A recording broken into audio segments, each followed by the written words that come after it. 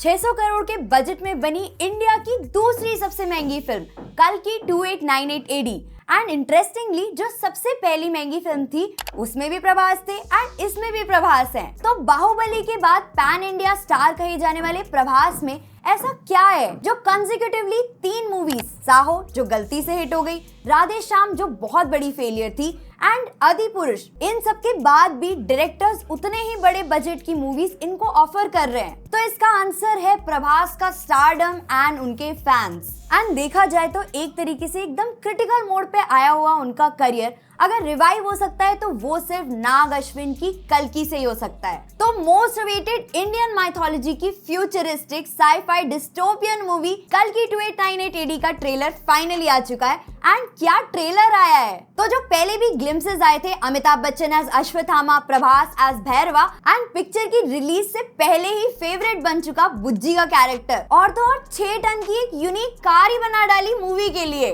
तो भाई डायरेक्टर नाग अश्विन ने जो विजन रखा है ना इंडियन माइथोलॉजी को टेक्नोलॉजी से फ्यूज करने का, भाई उसके लिए तो उनको सैल्यूट है। तो ट्रेलर की शुरुआत होती है दुनिया जहां से शुरू हुई थी और अब जो दुनिया में आखिरी शहर बचा है काशी से, जहां से सभी बेसिक रिसोर्सेज छीन लिए गए हैं जैसे कि खाना, पानी, फ्रेश एयर एंड अब वो सिर्फ कॉम्प्लेक्स जो एक जगह है वहां पे ही अवेलेबल है। तो अभी तक जो भी ग्लिम्सेस आए हैं, जो भी ट्रेलर आया है उससे यही डिड्यूस होता है कि ये कहानी जो है वो बहुत सालों आगे की है जहाँ पे सारी वेजिटेशन ऑलमोस्ट खत्म हो चुकी है, लोग पानी की एक एक बूंद के लिए भी तरस रहे हैं एंड ऐसे में लगता है कि इनफर्टिलिटी भी बढ़ गई है। तो जो कॉम्प्लेक्स एक जगह है जहाँ पे सारे अमीर रहते हैं और जहाँ पे सारे रिसोर्सेज अवेलेबल हैं, तो वहाँ पे शायद लड़कियों को लाया जाता है और उन्हें शायद चाइल्ड बर्थ के लिए तैयार किया जाता है जिसमें दीपिका का कैरेक्टर भी इन्वॉल्व है। एंड जिस तरह से दीपिका को प्रेग्नेंट दिखाया गया है उससे ये तो प्रूव होता है कि दीपिका ही बेरर होंगी कल्कि की, जो कि 10th अवतार है लॉर्ड विष्णु के, जो कलयुग में दुनिया के प्रोटेक्टर होने वाले हैं। तो जो विलन साइड है वो वर्शिप करते हैं सुप्रीम यास्किन की,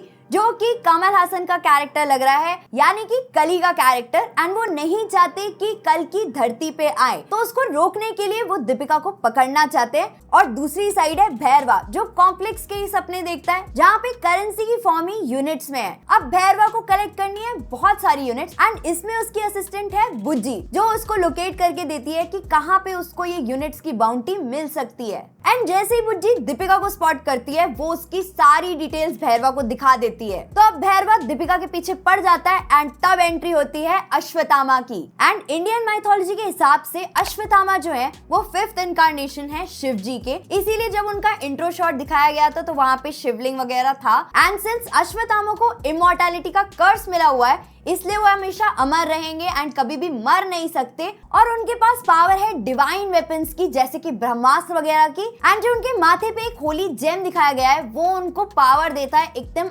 ultimate above all creatures. And कल्कि की रक्षा करने के लिए अश्वत्थामा और भैरवा का जो आमना सामना होगा ना, मतलब देखने से तो लग रहा है कि एकदम ही कड़क एक्शन सीक्वेंस देखने के लिए मिलेगा। तो ट्रेलर में विजुअल्स तो देखने में एकदम ही ग्रैंड लग रहे हैं एंड जो टेक्नोलॉजी को भी दिखाया गया है, जैसे कि एक सीन है जहाँ पे गुफा पे फायरिंग हो रही है लेकिन वहाँ पे शील्ड्स आ जा रहे हैं, जैसे कुछ कॉन्सेप्ट वकांडा का दिखाया गया था तो कुछ उस तरह का भी दिखाया गया है। एंड जो भैरवा के हवा में उड़ने वाले शूज दिखाए गए हैं, जो फ्लाइंग व्हीकल्स दिखाए गए हैं एंड जो बुज्जी है the car and the character, सब देखने में अच्छा लग रहा है। म्यूजिक भी अच्छा लगा मुझे ट्रेलर में एंड जो भी अगर माइनर फ्लॉज भी हैं तो मुझे लगता है कि उनको इग्नोर कर देना चाहिए, क्योंकि जब स्केल इतना बड़ा है, कॉन्सेप्ट इतना ग्रैंड है एंड जिसको एग्जीक्यूट इतने अच्छे तरीके से किया जा रहा है, उसमें ऐसा नहीं लग रहा कि कहीं पे भी खिलवाड़ सा हो रहा है, तो मुझे लगता है चांस देना चाहिए। और जो लोग भी इसे ड्यून की सस्ती कॉपी बता रहे हैं, भाई ड्यून एक एकदम ही सेपरेट स्टोरी है, यहाँ पे एकदम ही एक सेपरेट स्टोरी है। एंड जिस तरह से इस प्लैनेट के हालात चल रहे हैं ना,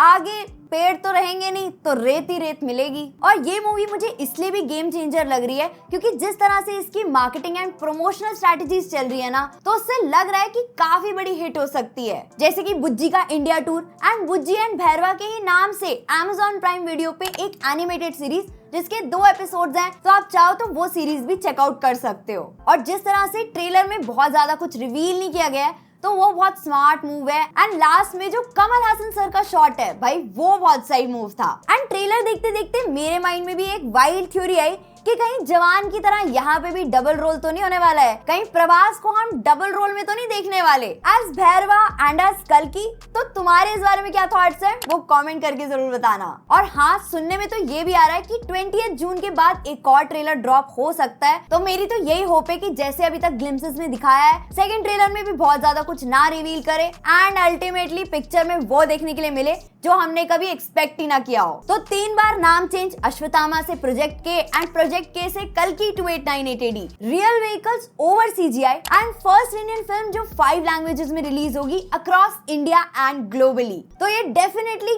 गेम चेंजर प्रूव हो सकती है प्रभास के लिए एंड उनका स्टारडम वापस से रीस्टोर कर सकती है। तो अगर तुम्हें भी ऐसा लगता है अपने थॉट्स जरूर शेयर करना। एंड अगर आपको इस तरह की वीडियोस पसंद है, आपको ये कंटेंट पसंद आ रहा है, तो वीडियो को लाइक कर सकते हो, चैनल को सब्सक्राइब कर सकते हो, बेल आइकन पे ऑल कर सकते हो अगर अब तक ना किया हो, सो दैट हम मिल सके नेक्स्ट वीडियो में। तब तक के लिए गुड बाय।